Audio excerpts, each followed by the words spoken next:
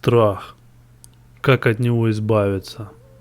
Сделайте то, чего вы боитесь. Что такое страх? Это брат отговорки. Могу даже познакомить с его детьми. Хотя потом.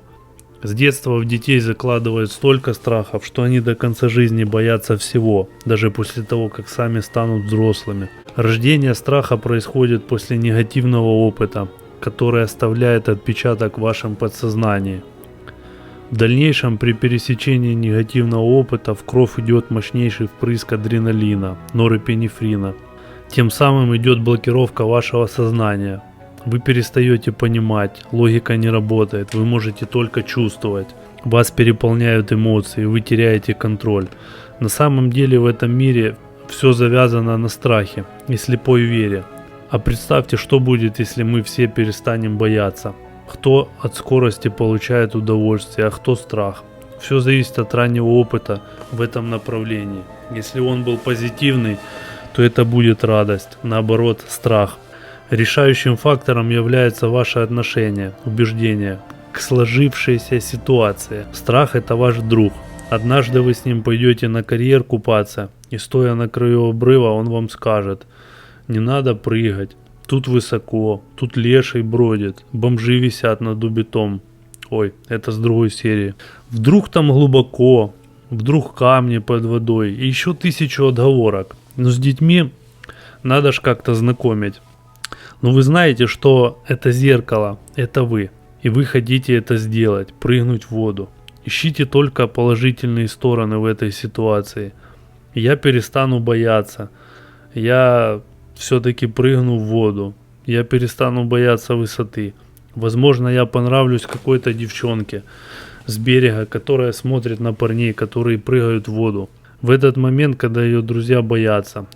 Возможно, из-за большого выброса адреналина, пока вы будете лететь, вам придет ответ на вопросы, которые долго у вас крутятся в голове, и ваш страх больше не потревожит вас в этом направлении, ведь вы с ним уже подружились. В общем, страх – это грань между желаемым и действительным, фантазией и конечным результатом. Как говорят, от любви до ненависти шаг, так и от страха до счастья всего один шаг. Неужели вам нравится жить в страхе? Жизнь не такая длинная, чтобы ее прожить со страхом. На самом деле страх – это отражение вашей психики. Полностью избавиться от этого чувства не получится никогда.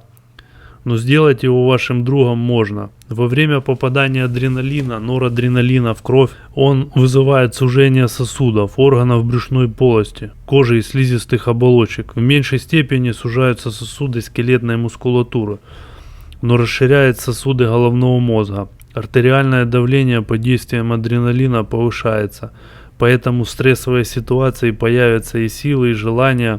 Ответы приходят мгновенно, если вы, конечно, владеете информацией.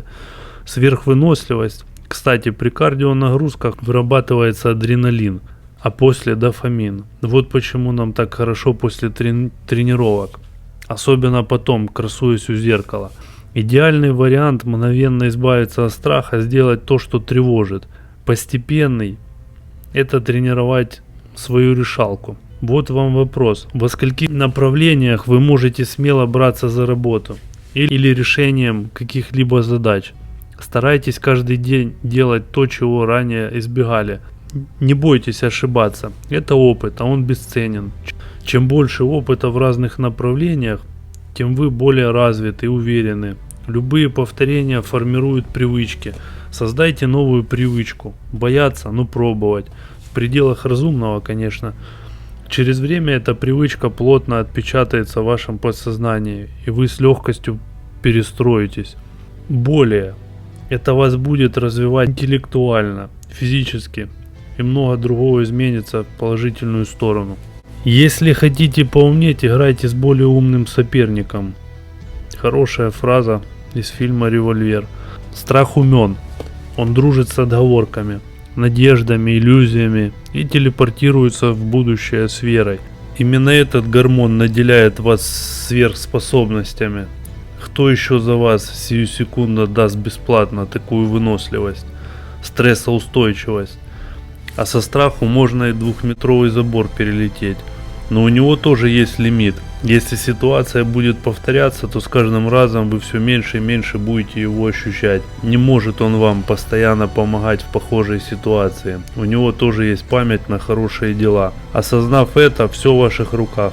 Появится новая привычка, хорошая привычка, которая подкрепится успехом, гормонами. И со временем вы станете более уверенным в себе. И быстрее начнете принимать решения. В случае бездействия эффект улитки ничего не решает. Изучаем информацию, взвешиваем все за и против и делаем. Осознанное решение меняет внутреннее состояние мгновенно.